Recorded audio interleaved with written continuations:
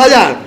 আমি যেটা বলতে চাইছি সেটা হচ্ছে এই, আগে যা কিছু ছিল তার ডাবল। মানে এটা যদি আমি এই বড় ট্রতে ভুলে যান, আমার মুখে আটকে যাচ্ছে বারবার বলো, এটা আমি কলকাতার হিসাবে আসি। সেটা হচ্ছে আগে তার কাছে ছিল 5 কোটি টাকা, এখন তার কাছে হচ্ছে 10 কোটি টাকা।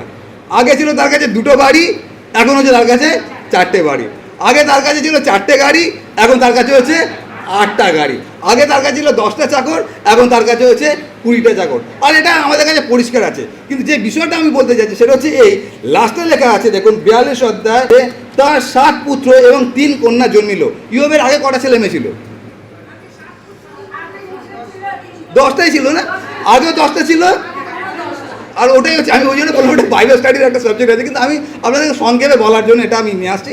আমরা আসল বিষয় অন্য কিছু দেখবো। তো এখানে লেখা আছে তার যা কিছু সম্পত্তি ছিল সকল কিছু ডাবল করে দিলেন। 2টো বাড়ি ছিল, 4টে বাড়ি করে দিল, 4টে গাড়ি ছিল, 8টে গাড়ি করে দিল, সম্পত্তি ডবল হলো। আর যখন বাচ্চার ক্ষেত্রে আসলো তখন এটা তো 20টা করে দেওয়া যেতে পারতো। 7টা ছেলে ছিল, 14টা ছেলে হলো। 3টে মেয়ে ছিল, 6টা মেয়ে হলো। এটা হতে পারতো, তো করা যেতে পারতো। কেন সকলকে যদি ডাবল করেছে, এটা কেন ডাবল করে না? এটা নিয়ে অনেক কিছু থিওরি আছে, ঠিক আছে? Very good. এটা হচ্ছে সম্পদ। আর এটা নিয়ে অনেক কিছু থিওরি আছে। সংক্ষেপে হচ্ছে সেটা হচ্ছে এই, প্রথম যে বিষয়টা সেটা হচ্ছে আন্টি বলে দিয়েছেন, সেটা হচ্ছে সম্পত্তি এবং সন্তান দুটো আলাদা জিনিস আছে। সম্পত্তি দিয়ে কখনো সন্তানের বিয়োগ ব্যথাকে কখনো দূর করা যায় না। ধরুন আমার যদি 50,000 টাকা হারিয়ে গেছে, আর আমি কান্নাকাটি করছি আমার 50,000 টাকা হারিয়ে গেছে, তারপর আপনারা কেউ একজন আসলেন আর জিজ্ঞাসা করলেন পাঁচু কী হয়েছে, আমার 50,000 টাকা হারিয়ে গেছে, আর আপনারা বলেন চিন্তা করার দরকার নেই, আমি আপনাকে 1 লাখ টাকা দিয়ে দিয়েছি। আর হাতে যদি একটা 1 লাখ টাকা চেক দিয়ে দেন, তখন যে কান্নাকাটি করছিলাম বাবরে আনন্দে তার কারণ, আর আমি ভাববো যে এরকম ক্ষতি যেন আমার বারবার হয়। কিন্তু আজকে 50,000 টাকা হারিয়েছে, আপনি 1 লাখ টাকা দিয়ে দিলে, কালকে 1 লাখ টাকা হারাবো, আপনি 2 লাখ টাকা দিয়ে দেবেন। তার মানে টাকার ক্ষতিটা টাকা দিয়ে মিট করা যায়।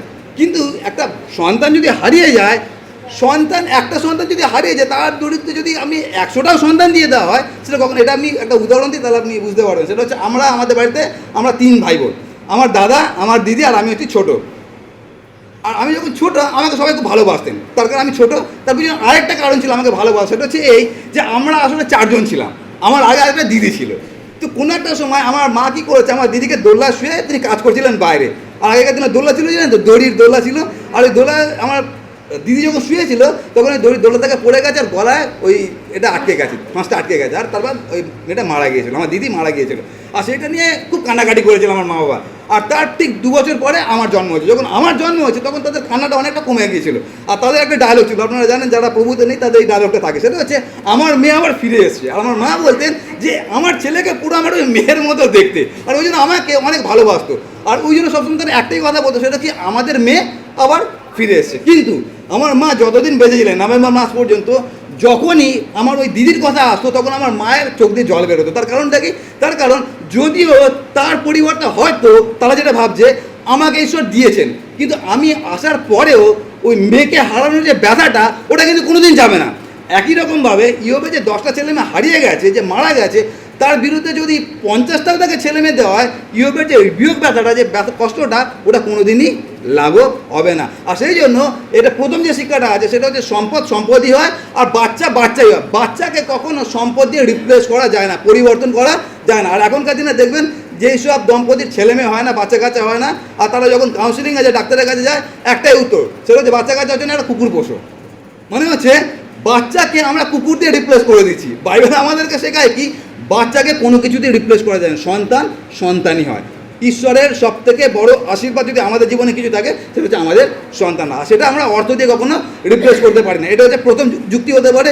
দ্বিতীয় যুক্তি যেটা হতে পারে সেটা হচ্ছে সেটা হচ্ছে এরকমভাবে লেখা আছে প্রথম থিসসলনিকীয় 4 অধ্যায়, সেখানে পৌল বলেছেন যে আমরা চাই না তোমরা অজ্ঞাত থাকো। কী বিষয়? যে যারা মারা যাচ্ছে তারা কোথায় যাচ্ছে। তার মানে যারা মারা যাচ্ছে তারা কোথায় যাচ্ছে? তারা ঈশ্বরের কাছে যাচ্ছে। এখন ইয়োব বলেছেন কি, ঈশ্বর দিয়াছিলেন, ঈশ্বর লইয়াছেন। এখন যদি আমরা ইয়োবের কথাটা ধরে নিই এবং পৌলের কথাটা ধরে নিই, এবং আমরা যদি বিশ্বাস করি যে ইয়োবের এই 10টা ছেলে মেয়ে তারা ঈশ্বরে বিশ্বাস করতো, আর তারা ঈশ্বরে বিশ্বাস করতে করতে তারা মারা গেছে, যদি সেটা হয়, তাহলে আমাদের কাছে এখন কি আছে? সেটা হচ্ছে এটাই আছে যে তার ছেলে মেয়ে এখন কোথায় আছে? ঈশ্বরের কাছে আছে। তার মানে তার 10 ছেলে মেয়ে তারা যদি ঈশ্বরে বিশ্বাস করেছিল, তাহলে তারা এখন মরে গিয়ে ঈশ্বরের কাছে আছে। তো 10 জন উপরে আছে আর 10 জন নিচে আছে, এটাও একটা যুক্তি হতে পারে। কিন্তু এই যে দুটো যুক্তি আমি বললাম, এটা হচ্ছে আমাদের বোঝার জন্য আমি এই যুক্তিগুলো বলছি, মডার্ন সমাজের মাথা দিয়ে যুক্তিগুলো বের করছি। ইয়োবের কাছে ওই যুক্তিগুলো ছিল না। মন দিয়ে শুনবেন, ইয়োব এত কিছু ভেবে ঈশ্বরের বাধ্য হননি। তো সেই জন্য আজকে আমাদের যে বিষয়টা দেখার আছে সেটা হচ্ছে এটাই, সেটা হচ্ছে ইয়োব কোনো কিছু জানতেন না, কিন্তু তা সত্ত্বেও ইয়োব ঈশ্বরের বাধ্য হয়েছিলেন কেন, আর সেটা নিয়ে আজকে আমাদের যে ধ্যানটা সেটা হচ্ছে ইয়োব কেন ঈশ্বরের বাধ্য হয়েছিলেন। তো ইয়োবের এই বাধ্যতা নিয়ে বা ইয়োবের এই বিশ্বস্ততা নিয়ে আজকে আমরা কয়েকটা পয়েন্ট দেখব। প্রথম যে পয়েন্টটা আমরা দেখবো সেটা হচ্ছে এই যে ইয়োবের যে বাধ্যতা বা ইয়োবের যে বিশ্বস্ততা সেটা কোনো আশীর্বাদের ওপরে ভিত্তি করে ছিল না। মন দিয়ে শুনবেন, ইয়োবের বিশ্বস্ততা বা ইয়োবের বাধ্যতা কোনো আশীর্বাদের ওপরে ভিত্তি করে ছিল না। এই কথাটা মানেটা কি? এই কথাটা মানে হচ্ছে আপনারা দেখবেন একদম শুরুতে যে ঘটনাটা ঘটেছিল সেটা কি, সেটা হচ্ছে ইয়োবের মতো ধার্মিক লোক আর কেউ নেই। আর তারপরে শয়তান আসলেন আর বললেন কি, ইয়োবকে তুমি আশীর্বাদ করেছো বলে সে তোমাকে ভালোবাসে, তাকে তুমি কলকাতায় 2-3টে বাড়ি দিয়েছো, এতগুলো গাড়ি দিয়েছো, সে তোমাকে ভালোবাসবে না তো কী করবে? তুমি তাকে আশীর্বাদ করছো, আশীর্বাদটা তুলে নাও, তারপরে দেখো সে তোমাকে ভালোবাসে কিনা। এখন ইয়োব যেটা করছে সেটা হচ্ছে ইয়োব যখন তার বন্ধুদের জন্য প্রার্থনা করছে, ইয়োব কিন্তু জানে না যে ঈশ্বর আমাকে ডাবল আশীর্বাদ করতে যাচ্ছে। ইয়োব না জেনেই বাধ্য হচ্ছেন। তার মানে ইয়োব এখানে যে কাজটা করছেন, শয়তানের যে চক্রান্তটা ছিল সেটাকে তিনি নাকচ করলেন। সেটা কি? সেটা হচ্ছে আমি আজকে ঈশ্বরে বাধ্য হচ্ছি কোনো আশীর্বাদে আশা না করে। তার মানে হচ্ছে ইয়োবের প্রথম যে বিষয়টা সেটা হচ্ছে তিনি ঈশ্বরের বাধ্য কেন হয়েছিলেন? কোনো আশীর্বাদের প্রত্যাশা না করে ঈশ্বরে তিনি বাধ্য হয়েছিলেন। আর যখন এটা আমরা দেখি আমাদের কাছে একটা দারুণ বিষয় হতে পারে। সেটা কি? আমরা ইয়োবের বইটা পুরো পড়ে নিলাম, এতদিন ধরে আমরা প্রচার শুনছি, আপনারা শুনছেন, আমিও শুনছি, আর তারপরে আমাদের মাথায় একটা জিনিস আসলো, সেটা কি 42 অধ্যায়ে লেখা আছে ইয়োব ঈশ্বরে বাধ্য হলেন আর ইয়োবকে ডাবল আশীর্বাদ করা হলো। 7,000 ছিল 14,000 হলো, একটা বাড়ি ছিল 2টো বাড়ি হলো। আর যেহেতু এইটা দেখলাম সঙ্গে সঙ্গে আমার মাথায় আসলো, আরে বাবরে, তার মানে ঈশ্বরে বাধ্য হলে তো অনেক লাভ আছে। আমি যদি ঈশ্বরে বাধ্য হই, এখন যদি আমার ব্যাংকে 5 লাখ টাকা আছে, তাহলে পরবর্তীকালে কী হবে? 10 লাখ টাকা হবে। কেন কি এখানে সেটাই লেখা আছে না, যে ইয়োব বাধ্য হয়েছিলেন, তার জীবনে আশীর্বাদে ডাবল হয়েছিল।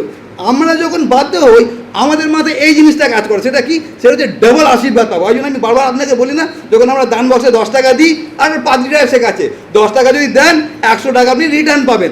আমরা যখন ঈশ্বরে বাধ্য হই আমাদের মাথায় বিজনেস ডিলিং চলে। সেটা কি? সেটা হচ্ছে ডানাতে দাও আর বাঁতে নাও, আর ওটা হচ্ছে আমাদের চুক্তি চলে। ওই জন্য দেখবেন আমাদের অধিকাংশ ক্ষেত্রে আমাদের মণ্ডলীতে আসা হোক, আমাদের প্রার্থনা করা হোক, আমাদের ঈশ্বরের বিশ্বস্ত থাকা হোক, যা কিছু হোক না কেন, তার পিছনে দেখবেন প্রত্যক্ষ বা পরোক্ষভাবে কোনো না কোনো শর্তযুক্ত থাকে। শর্তটা কি? সেটা হচ্ছে আমি কেন ঈশ্বরে আছি, কেন ঈশ্বরে বাধ্য হচ্ছি, আমার কাছে প্রত্যাশা এটাই যেন আমি ডাবল আশীর্বাদ পেতে পারি। আর তার সবথেকে ভালো একটা উদাহরণ আমরা দেখি, সেটা হচ্ছে বাইবেলে লেখা আছে, যেটা আমরা বাইবেল স্টাডিতে আলোচনা করছিলাম। আপনার মনে আছে বাইবেল স্টাডিতে আমরা আলোচনা করছিলাম, সেটা হচ্ছে আদি পুস্তক 28 অধ্যায়। কারণ মনে আছে গত সপ্তাহে আমরা এটা নিয়ে আলোচনা করছি। আদি পুস্তক 28 অধ্যায়, সেখানে একজনের কথা লেখা আছে, তার নাম হচ্ছে যাকব। যাকবকে জানেন তো? যাকবের বাবার নাম কি? যাকবের বাবার নাম ইসাক। ইসাকের বাবার নাম অব্রাহাম। অব্রাহামকে আমাদের আদি পিতা, তার মানে অব্রাহামের ছেলে আইজাক, আর আইজাকের ছেলেকে যাকব। আর যাকবের চারিত্রিক গুণাবলী অত্যন্ত সুন্দর, তাই তো? ওর মতো ভালো ছেলে হয় না। এত ভালো ছেলে তার দাদাকে ঠকিয়েছে, তার বাবাকে ঠকিয়েছে, জানেন তো ঘটনাটা? আর ঠকিয়ে 28 অধ্যায় লেখা আছে, ঠকিয়ে এখন পালিয়ে যাচ্ছে। কোথায় পালিয়ে যাচ্ছে? মামার কাছে পালিয়ে যাচ্ছে। আর এটা নিয়ে আমরা বাবের সারিতে আলোচনা করছিলাম। তো যখন মামার কাছে পালিয়ে যাচ্ছে, এইরকম একটা ঠকবাজকে ঈশ্বরটা আশীর্বাদ করেছিলেন। কি আশীর্বাদ? যেটা আমরা বলেছিলাম 5-fold ব্লেসিং, না? ওটা নিয়ে আমি কোনোদিন প্রচার করবো। তো তাকে আশীর্বাদ করেছিলেন কি? যে আমি তোমার সঙ্গে সঙ্গে আছি, তোমাকে কখনো ছাড়বো না, আর তোমার যা কিছু প্রয়োজন আমি সেটা যোগান দেবো। আর তারপরে যখন এই প্রার্থনাটা করেছিলেন বা ঈশ্বর যখন তাকে আশীর্বাদটা করেছিলেন, তার পরিপ্রেক্ষিতে যাকব একটা কথা বলেছিলেন, যেটা আমাদের জন্য আজকে শিক্ষণীয় বিষয়, যেটা লেখা আছে আদি পুস্তক তার 28 অধ্যায়। আর আমি পড়বো আপনাদের জন্য 28 অধ্যায়, আর সেখানে 20 পদ থেকে আমি পড়ছি। 28 অধ্যায় 20 পদ থেকে লেখা আছে, আদি পুস্তক 28 অধ্যায় 20 পদ থেকে। আর যাকব মানত করিয়া এই প্রতিজ্ঞা করিলেন। এই প্রতিজ্ঞাটা কখন করছে? যখন ঈশ্বর তাকে আশীর্বাদ করেছে। আশীর্বাদটা কী করেছি? আশীর্বাদটা এটাই 15 পদে লেখা আছে। কি আশীর্বাদ করছে? আর দেখো আমি তোমার সহবর্তী, যে যে স্থানে তুমি যাইবে সেই সেই স্থানে তোমাকে রক্ষা করিব, পুনর্বার এই দেশে আনিব, কেননা আমি তোমাকে যাহা যা বলিলাম তাহা যাবৎ সফল না করি তাবৎ তোমাকে ত্যাগ করিব না। এইটা হচ্ছে ঈশ্বরের আশীর্বাদ যাকবকে করেছিলেন। আর তার পরিপ্রেক্ষিতে যাকব যে কথাটা ঈশ্বরকে বলছেন, যাকব বলছেন কি? আর যাকব মানত করিয়া এই প্রতিজ্ঞা করিলেন, যদি ঈশ্বর আমার সহবর্তী হন, আমার এই গন্তব্য পথে আমাকে রক্ষা করেন এবং আহারার্থে খাদ্য ও পরিধানার্থে বস্ত্র দেন, আর আমি যদি কুশলে পিত্রালয়ে ফিরিয়া আসিতে পাই, তবে সদাপ্রভু আমার ঈশ্বর হইবেন। মন দিয়ে শুনবেন, এটা ফটোমোটো কথা লেখা আছে, আমি চলতি বাংলা ভাষায় বলি। সেটা হচ্ছে এই, এখন ইয়োব বলছে, যাকব বলছে। যাকব কি বলছে? যদি তুমি আমাকে ভালো ভালো জিন্সের প্যান্ট দাও, যদি আমি যে জামাটা পরেছি খুব ভালো জামা, কেনা না কোনো একজন দিয়েছে, কালকে আমি অবাক হয়ে গেলাম। আমি একটা ট্যাগ, যে এই জামার মধ্যে ট্যাগ থাকে না, ট্যাগটা না ফ্লোরের মধ্যে পড়ে আছে, আমি তো খেয়াল করিনি। ট্যাগটা যখন তুলে দেখলাম, আরে বাবে, জামাটার দাম হচ্ছে 3,599 টাকা। আমার তো মাথা খারাপ হয়ে গেলো। স্বর্ণকে বললাম, ওই জন্য আমার গায়ে এত চুলকানি হচ্ছে, কারণ এগুলো পড়ার উপর আমার নেই। তো এখন এই জাকবের যে প্রার্থনাটা, যদি তুমি আমাকে ভালো ভালো দামি দামি জামা দাও, ভালো ভালো প্যান্ট দাও, শুধু সেটা নয়, ভালো ভালো যদি খেতে দাও, তারপরে আমি মানবো তুমি ঈশ্বর আছো। ভাবুন কত বড় ডিলিং, ঈশ্বরকে চ্যালেঞ্জ করছে। যদি তুমি আমাকে বাড়ি একটা দাও, যদি তুমি আমাকে গাড়ি একটা দাও, তারপরে আমি মানবো তুমি ঈশ্বর আছো। আর তার থেকে যে ভয়ানক কথাটা বলছে সেটা হচ্ছে এই, যে তুমি আমাকে যা কিছু দেবে তার 10% আমি তোমাকে দেবো। মানে আমার কাছে যা কিছু ঈশ্বর দিয়েছে, তার থেকে কিছুটা সামান্য দিয়ে, ঈশ্বর তুমি খুশি আছো তো, তোমাকে আমি দিয়েছি, দেখো দিয়েছি। আমরা করি না, যখন আমরা দান বক্সে যদি 100 টাকা, প্রভু তোমাকে 100 টাকা দিলাম, কিন্তু মনে রাখবে, কিন্তু ভুলিয়ে ফেলো না সবার সঙ্গে। আমরা যখন ঈশ্বরকে দিই, এটা অনেক সময় এরকম ঘটনা ঘটে। আমি আইসাকের জন্য মাঝে মাঝে কিছু কিনে নিয়ে যাই। তো কিছুদিন আগে, গতকাল বোধহয়, ওই একটা আমচুর মধ্যে কি হাজমোলা, আমের হাজমোলার প্যাকেট কিনে নিয়ে গেছি। তো ওই জন্য কিনে নিয়ে গেছে, সঙ্গে সঙ্গে নিয়ে নিল। আর তারপর ওর মা বলে, কি বাবাকে দিবি না? ওখান থেকে একটা ছোট্ট পূজা আমার হাতে দিল। যখন দিচ্ছে আমাকে, এমনভাবে দিচ্ছি যে আমাকে ধন্য করে দিল। তো আমি আমচুরটাকে কিনে দিলাম, আমি প্যাকেটটা এনে দিলাম, এখন সেখান থেকে একটা ছোট্ট আমার হাতে দিয়ে আমাকে ধন্য করে দিল। আমরা ঈশ্বরের সঙ্গে ওই কাজটা করি। এখানে জাকবের প্রার্থনা ওটাই হচ্ছে, তুমি আমাকে যা কিছু দেবে তার থেকে 10% আমি তোমাকে দেবো, তুমি বাবা খুশি হয়ে যাও। আর সেই জন্য দেখবেন আমরা সবসময় আমাদেরকে বলি না, 5 ফুটের মোমবাতি। কেন 5 ফুটের মোমবাতি আমরা ঈশ্বরকে দিচ্ছি? তার কারণ ঈশ্বরের সঙ্গে একটা বিজনেসের ডিল হয়েছিল। কি ডিল হয়েছিল? সেটা হচ্ছে, প্রভু তুমি আমার ছেলেকে চাকরির ব্যবস্থা করে দাও। আর ঈশ্বর চাকরির ব্যবস্থা করে দিয়েছে। তার কারণ ঈশ্বর খুব লোভী আছে। একটা ক্যান্ডেল তো ওপরে নেই, সরকে ক্যান্ডেল ডালে থাকে না, মোমবাতি নেই। আপনার একটা মোমবাতির লোভে আপনার ছেলে চাকরি করে দিয়েছে। তো ঈশ্বর যখন বিজনেস ডিল একতরফা কথা শুনে নিয়েছে, এখন আমাকেও সেই ডিলটা পালন করতে হবে। ওই জন্য 5 ফুটের মোমবাতি আমরা প্রভু যিশুকে ঘুষ দিচ্ছি। আপনারা কল্পনা করুন, যখন আমরা এই কাজগুলো করি, আসলে আমরা কতটা ছেলে খেলা করি। আইজাকের না 6 বছর বয়স, ও করতে পারে। আমরা বড় হয়ে আজকে ঈশ্বরের সঙ্গে ওই কাজগুলোই করছি। আর আরেকটা যেটা ঘটনা ঘটে, সেটা হচ্ছে খালি পায়ে ব্যান্ডেল চার্চ যাচ্ছি।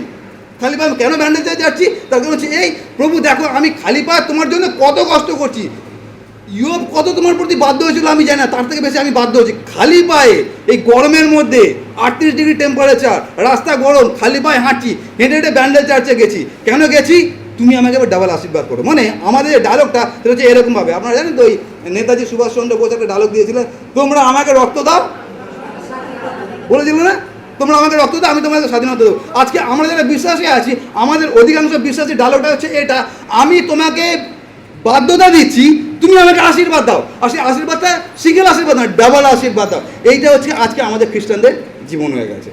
আর সেই জন্য ইয়োবের থেকে যে প্রথম বিষয়টা দেখি, সেটা হচ্ছে এই, ইয়োব সেদিনকে ঈশ্বরের বাধ্য হয়েছিলেন কোনো আশীর্বাদের আশা না করে। ইয়োব জানতেনই না, বা ইয়োব জানতেন ওটা পরের কথা। ইয়োবের কাছে এই আশীর্বাদ এখন কোনো মূল্যই নেই। তার কারণ ইয়োব বলেছিলেন, আগে আমি কর্ণে শুনিয়াছিলাম, এখন আমি চোখে দেখেছি। এখন ইয়োবের কাছে একটা বাড়ি 10টা বাড়ির কোনো মূল্য নেই। তার মানে ইয়োব না জেনে সেদিনকে ঈশ্বরের বাধ্য হয়েছিলেন। কিন্তু আজকে আমরা কি করছি? আমরা যা কিছু করছি, আপনারা যদি একটু কল্পনা করেন, দেখবেন অধিকাংশ ক্ষেত্রে আমাদের কোনো না কোনো জায়গায় আমাদের মাথার মধ্যে ওটাই চলে যে ঈশ্বর আমাকে আশীর্বাদ করবেন বলে আমি এই কাজটা করছি। আমি আমার বাবাকে অত্যন্ত ভালোবাসতাম। আমার কাছে আমার বাবা হচ্ছে সবথেকে বড় হিরো ছিলেন।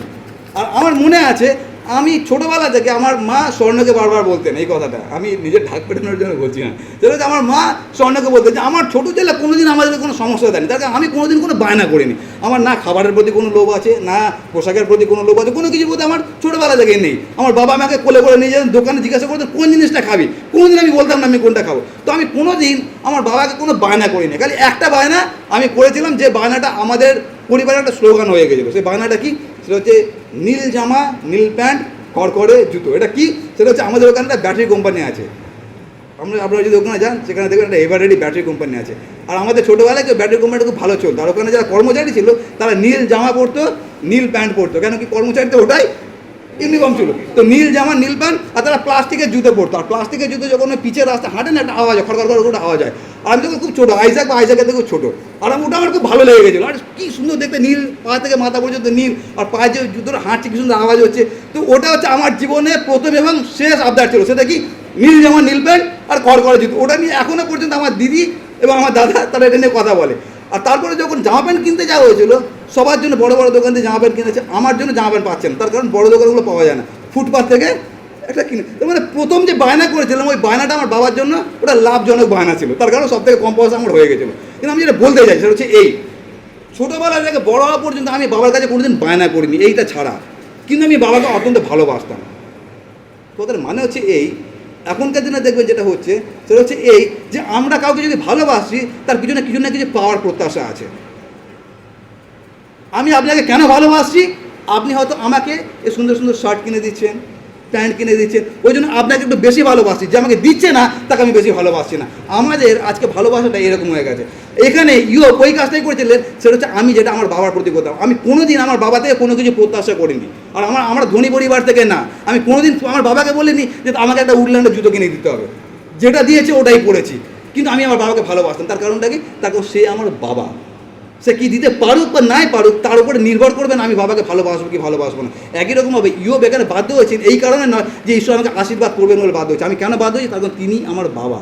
আমাদের জন্য এটা হচ্ছে প্রথম শিক্ষণীয় বিষয় আছে, সেটা হচ্ছে এই সেদিনকে ঈশ্বরের বাধ্য হয়েছিলেন এই জন্য নয় যে তিনি আশীর্বাদ পাবেন। আজকে আমরা যে ঈশ্বরের বাধ্য হচ্ছি, আমরা মণ্ডলীতে আসছি, প্রার্থনা করছি, প্রচার করছি, যা কিছু করছি, সেখানে যেন কোনো উদ্দেশ্য না থাকে। উদ্দেশ্য একটাই, তিনি আমার বাবা, সেই জন্য তাকে সম্মান দিচ্ছি, এটা যেন একমাত্র উদ্দেশ্য। আর এটা হচ্ছে ইয়োবের জীবন থেকে আমরা সব থেকে ইম্পর্টেন্ট জিনিস আমরা শিখি। দ্বিতীয় যে জিনিসটা আমরা শিখি সেটা হচ্ছে এই যে ইয়োবের যে বিশ্বস্ততা ছিল সেটা ছিল অটল, স্টেট ফার্স্ট। অটল মানে হচ্ছে এটা হচ্ছে এরকমভাবে, মন দিয়ে শুনবেন, ইয়োবের যখন আমরা প্রথম অধ্যায় দেখি সেখানে কি লেখা আছে যে ইয়োব হচ্ছে তার মতো সরল সিদ্ধ ঈশ্বর ভয়শীল মানুষ দ্বিতীয় আর নেই। তার কাছে অনেক সম্পত্তি ছিল, তার কাছে 3টে বাড়ি ছিল, 4টে গাড়ি ছিল, অনেক কিছু ছিল, তখন সে ঈশ্বরের বিশ্বস্ত ছিল। তার মানে যখন ইয়োবের জীবনে কোনো সমস্যা ছিল না, ইয়োবের জীবনে প্রাচুর্যতা ছিল, তখনও ইয়োব ঈশ্বরের বিশ্বস্ত ছিলেন। আর তারপরে যে ঘটনাটা ঘটলো সেটা হচ্ছে তার জীবনে বিপর্যয় নেমে আসলো, কষ্ট নেমে আসলো। যখন তার জীবনে কষ্ট নেমে আসলো তখনও ইয়োব ঈশ্বরে বিশ্বস্ত ছিলেন। তার মানে হচ্ছে বিফোর সাফারিং হি ওয়াজ ফেথফুল টু গড, অর্থাৎ যাতনার আগে যখন সকল কিছু ঠিক তখনও সে ঈশ্বরে বিশ্বস্ত ছিল। ডিউরিং সাফারিং, যখন তার জীবনে কষ্ট তখনও সে ঈশ্বরে বিশ্বস্ত। আর ইয়োবের যে সাফারিংটা ওটা কোনো সাধারণ কোনো কষ্ট ছিল না। কোনো একটা সময় যখন আমি আর স্বর্ণ আমরা দুজনেই চাকরি করতাম, এটা বলছি ধরুন 2013-2014 সালের কথা বলছি, আর তখন স্বর্ণ যে মায়না পেত আমি যে মায়না পেতাম তার 4 গুণ বেশি। তাকে আমি পাদ্রী, আর পাদ্রীদের মায়না আপনারা জানেন। তো কোনো একটা সময় হলো কি যে আমি ওকে ফোন করলাম আর বললাম এমার্জেন্সি একটা টাকার দরকার ছিল, 10,000 টাকার মতো দরকার ছিল, কী কারণে আমি ভুলে গেছি। তো আমি স্বর্ণকে বললাম যে তুমি আমাকে ইমিডিয়েট টাকাটা পাঠাও। আর তখনকার দিনে এই ফোনপে জিপে এতটা ছিল না, কিন্তু অনলাইনে টাকা পাঠানো ট্রান্সফার করা যেত, কীভাবে আমি আমার মাথা নেই। তো আমি স্বর্ণকে বললাম তুমি আমাকে টাকা পাঠাও। আর স্বর্ণর যে কাজটা ছিল, ওকে সারা সপ্তাহ পুরো ওয়েস্ট বেঙ্গল ঘুরতে হতো, ওর অফিসে বসে কাজ না, ওকে অনেক দৌড়াদৌড়ি করতে হতো। তো যখন আমি স্বর্ণকে ফোন করছি ও তখন বাইরে আছে, কোনো একটা জায়গা আছে।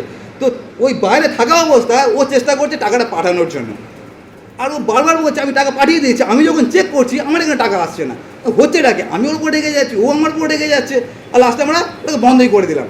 তারপরে যেটা বুঝতে পারলাম সেটা হচ্ছে এই যে স্বর্ণর নাম্বারটা হ্যাক হয়ে গেছে, ওর ব্যাংক থেকে 20,000 টাকা গায়েব হয়ে গেছে, যেটা আমার কাছে আসেনি। আর যখন ওটা জানতে পারলাম, আর তখনকার দিনে, আজ থেকে আমি বলছি 2013 সালের কথা, তখন 20,000 টাকার কত মূল্য আপনারা বুঝতে পারছেন। হঠাৎ 20,000 টাকা নিমেষের মধ্যে গায়েব, আর তখন আমাদের মাথার কাজ করছিল না, তখন এই বিশ্বস্ততা প্রভু যিশুর নামটা আমরা ভুলে গেছি। এখানে যে ঘটনাটা ঘটছে, ইয়োব 20,000 টাকা হারায়নি। ইয়োব যেটা হারিয়েছে কি, সর্বস্ব হারিয়েছে। তার যা কিছু বাড়ি গাড়ি সম্পত্তি যা কিছু ছিল সকল কিছু নিমেষের মধ্যে শেষ। কিন্তু সেই লোকটা এখনো পর্যন্ত বলছেন ঈশ্বর দিয়াছিলেন, ঈশ্বর লইয়াছেন। কত বড় বিশ্বস্ততা! আমরা যখন ইয়োবের বইটা পড়ে আমরা বুঝি না আসলে খ্রিস্টান জীবন মানেটা কি। ইয়োব আমাদেরকে সেটাই দেখায় যে খ্রিস্টান জীবন মানেটা কি। আর সেই জন্য ইয়োবের জীবনটা দেখি, তিনি সকল কিছু হারানোর পরেও ডিউরিং সাফারিং, সেই কষ্টের মধ্যেও তিনি এখনো পর্যন্ত ঈশ্বরের বিশ্বস্ত। শুধুমাত্র আর্থিক কষ্ট না, তার জীবনে আরেকটা কষ্ট ছিল, সেটা কি, সেটা হচ্ছে যেটা আমাদের জীবনে হয়েছিল। আমরা যখন বিয়ে করলাম আর বিয়ের 1 বছর পর জানতে পারলাম আমাদের সন্তান এসছে, 3 মাস পর সন্তানটা মারা গেল। তারপর আমরা ভেঙে পড়লাম, আবার সন্তান আসলো, আবার 3 মাস পর সন্তানটা মারা গেল। দুটো আমাদের বাচ্চা মিসক্যারেজ হলো। তারপরে আইজাকের জন্ম হলো, আইজাক এখন বড় হয়েছে। কিন্তু এখনও পর্যন্ত যখনই আমরা ওই দুটো সন্তানের কথা ভাবি, দুটো সন্তান না, দুটো ফিটাস, মানে তাদের জন্ম হয়নি, পেটের মধ্যেই মাত্র 3 মাসে তারা মারা গেছে, অথচ এখনও পর্যন্ত আমাদের দুঃখটা এরকম। আমরা এই জন্য কাঁদি না যে দুটো ফিটাস নষ্ট হয়েছে, আমরা এই জন্য কাঁদি দুটো সন্তান নষ্ট হয়েছে। মন দিয়ে শুনবেন কথাটা, দুটো যে ফিটাস নষ্ট হয়েছে ওই জন্য কাঁদি না, দুটো সন্তান নষ্ট হয়েছে, তাদের জন্ম কিন্তু হয়নি। তা সত্ত্বেও আমাদের হৃদয়ের মধ্যে এখন সেই ব্যথাটা ক্যারি করছি। আর সবথেকে বেশি ব্যথাটা কি, আমরা জানতে পেরেছিলাম দুটোর মধ্যে একটা মেয়ে ছিল, আর আমরা মেয়ে অত্যন্ত ভালোবাসি। আর ওটা আমাদের কাছে খুব দুঃখ হচ্ছে, আমাদের মেয়ে মারা গেছে। এখানে যার কথা বলা হচ্ছে তার 10-10টা ছেলে মেয়ে, বড় বড় ছেলে মেয়ে চোখের নিমেষে গায়েব হয়ে গেল, মারা গেল। কীরকম লাগতে পারে? যদি আপনি আমি এক নিমেষের জন্য এই ইয়োবের জুতোটা পরে দেখি না, তাহলে বুঝে যাবো যে খ্রিস্টান জীবনটা অত সহজ নয়।